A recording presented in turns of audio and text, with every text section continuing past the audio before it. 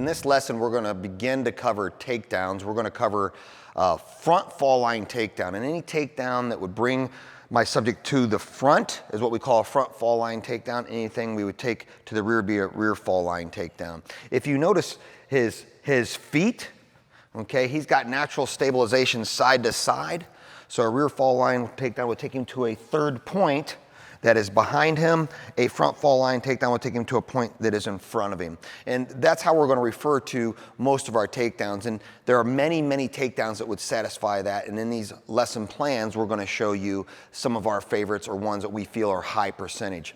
Now, we get ourselves for that front fall line takedown. I've gotten to an escort position, whether I went hands-on or I had to do it as a more active way. I'm going to go from an escort to what we call an active escort. So now I'm going to fully engulf the arm because of the level of combativeness we're dealing with.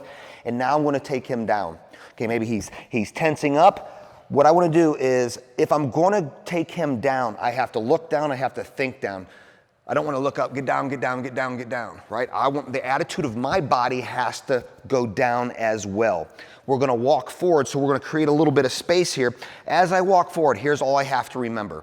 I'm going to drop down to my knee that is closest to him, and I'm going to keep my weight in his shoulder as I verbalize. It's very important that the minute you touch somebody that you have expectations for their behavior. So get down, get down, get down, get down. Short, brief, verbal commands will help you breathe in this confrontation as an officer and will give them clear commands on what to do or what your expectation of their behavior is to be. So I get here and it's going to be get down, get down, get down, get down, dropping to my inside knee, dropping my shoulder down, and basically I am a tripod, 1, 2, and 3. Okay, and I can lift this arm to keep pressure as he struggles, and I will not begin the cuffing until I have control. Now in this position, let's assume that I have relative control. I'm going to keep this up here. I cannot see the individual, okay? What I'm going to do is verbally command him, put your other hand behind your back, do it now, okay? I can feel him moving, but what I want to do is take this inside hand and confirm that it's there. And once it's there, I understand that I am getting some compliance, and now I can sit up, pass the other arm behind his back. I'm going to close the space between he and I. Notice I did not put a knee on the back of his neck, on the back of his body, or on his lower back. Tactically, this is unsound. He's able to roll me. And from a liability standpoint of view, it is not something that we want to see you do or recommend. So once I get his hand behind the back, what I'm going to do is I'm going to go to a preacher curl position.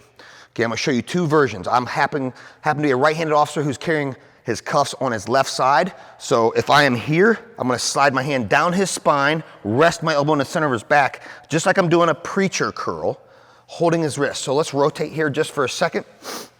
As I'm here, I can impose weight into his back. I want to block his upper arm with my pelvis, and then I can begin to curl this to get compliance. All right, and then I can access my cuffs. And once I have my cuffs out, I can begin the cuffing process. When you apply the cuffs, okay, everybody's cuffs are a little different, no matter what brand name you're carrying. What I'm going to do is I apply the cuff on, and then I get the other hand. See, I still have control of this arm.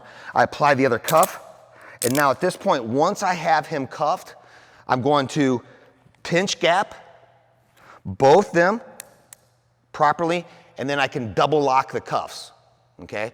So cuff, I'm going to gap check it, and then I'm going to double lock the cuffs. Once all that is done, I want to get this guy up. Here's where I don't want to see an officer hurting themselves by picking a subject up off the ground.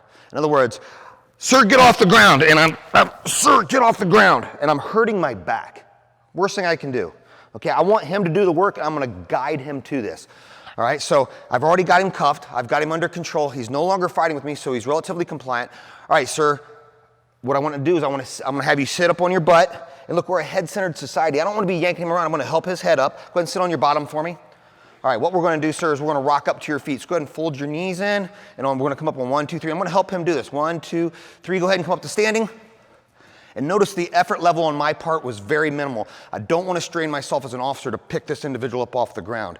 And then from here, I can go into my handcuffed escort positions to get him to the cruiser or wherever I happen to be taking him in. And then you can review from our previous lesson plans your handcuffed escorts if I do run into any more resistance.